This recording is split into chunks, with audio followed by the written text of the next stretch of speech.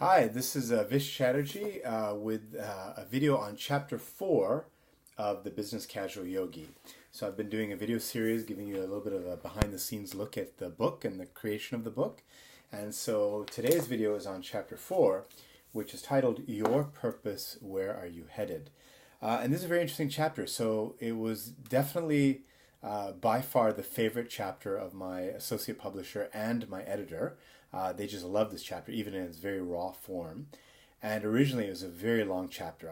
For whatever reason, I was very enamored and inspired with talking about purpose.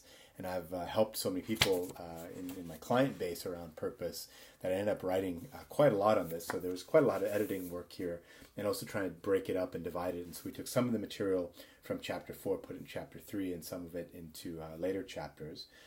But the overall theme of Chapter 4 is trying to figure out your life purpose, which is a fundamental, tenet of good health. I talked a lot about the blue zones and Dan Buettner's work with National Geographic discovering the longest lived, happiest populations of the world, and what they found in common amongst all these populations, in addition to exercise and diet and community and sense of belonging and meditation, sort of downshifting practices. One of the biggest things that came out of it was having a very clear sense of purpose, so living with a sense of meaning. And in contrast, many people of us in the corporate world don't live with a sense of purpose, and so find a lot of frustration and sadness from that. So as we went through that, I also talked about some stories of people that I've coached, former military service members that I've coached. And one of the things that they really struggle with coming back from combat, coming back from deployment, is not having a sense of mission or a sense of purpose once they're back in normal civilian life.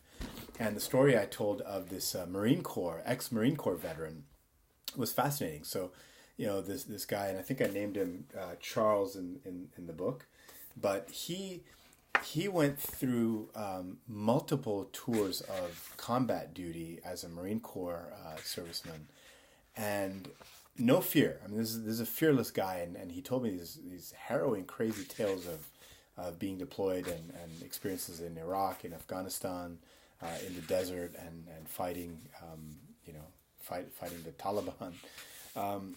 And out of all these crazy stories, I just thought, here's a fearless warrior. But then we start talking about his job prospects and interviewing and looking for opportunities in the civilian world. I found through multiple conversations that he was terrified of networking. He had this fear of going into a room full of business executives and being able to present himself and talk about his, what he wanted to do and just network in general. He just had a really hard time with that. And in the book I wrote, he had a hard time with it, and we sort of italicized the word hard. But in reality, what it actually was, he was actually terrified and fearful of it. And I just don't understand how somebody who's a combat veteran could have a fear of something so simple as networking. But one of the things we did to correct that fear was actually help him with a purpose statement. Because once he had a very clear sense of mission of what he wanted to do in his life, then the fear went away. He showed up because, he showed up at a big event with a bunch of people, and networking was no longer a fear because he had a mission that he was serving.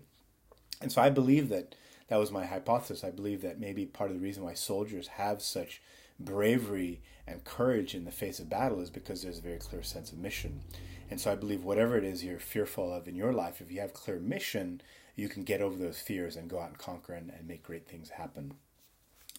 Another story I talked about in this chapter was some work I did. So I was, attended a purpose workshop with my local health district. And I remember it was just a very transformational event for me. I was, deep into my corporate career and never really thought about purpose. I'd here and there written some things, but this was a community workshop that my health district did in order to help the health of the community by helping people have a clear sense of purpose. And there was this big workshop and a moderator, and she gave us all these instructions to go through this purpose setting exercise. We used those calling cards that I mentioned in the book by Richard Leider. And at the end of it, I came up with a purpose statement that was very powerful and didn't make sense at the time, but it was maybe a year or two later where all of a sudden that purpose started to really manifest and show up for me. And the purpose was around getting to the root of problems, fixing things, getting to the heart of matters, and helping people find their way. And that mission became a reality, and that purpose statement became a reality of my life much later. And interestingly enough, part of that purpose ended up becoming involved with that health district that put on that workshop in a deeper way.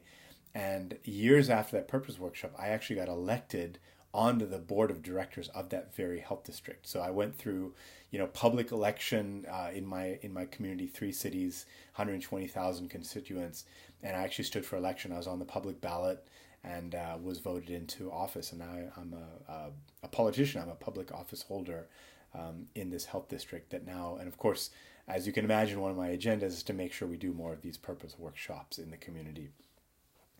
The other thing I also talked about was a friend of mine who's an Olympic athlete, and was going for a stroll with her, up in the Bay Area and around UC Berkeley, where we did our coaching training together.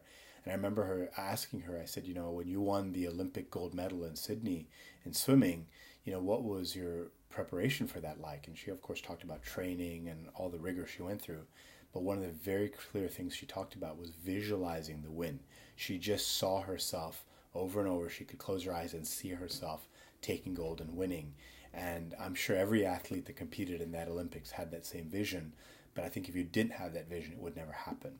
So sometimes we're afraid to set our mind towards a vision or intention because we think it's too audacious for us to actually achieve. And what if we're wrong? But so what? So what if you just close your eyes and dream and have this vision in your mind? If it doesn't happen, oh well, but at least you had the vision, because without that vision, it's absolutely not going to happen. It's going to be impossible. So I recommend that you get really clear on what you want your life to look like, what your purpose is, and how you want to manifest that, and document it. Writing it down and putting it on paper has a very, very powerful effect. And the exercise in the book is a great way to do that. You can use the techniques that I outlined in the book to come up with your own personal mission statement. It's a core in yoga, as Vishwaketu talks about. If you don't have a clear sense of which direction you want to go, you don't really know if you're moving towards it. And of course, as the stormy waters of life bounce you and hit you and push you off track, you won't know exactly which way to course correct because you don't have a course setting in mind. So by formalizing a clear mission statement, a clear purpose statement, you are able to get back on track if you do get knocked off. So highly recommend this chapter. For a lot of my clients, sometimes it's the only chapter I assign to them to read in the book, because once you have clear purpose and clear mission, everything else in life starts to fall into place. So enjoy reading chapter 4, and I'll come back to you with next time as I get through my own reading of the book in chapter 5. Thank you.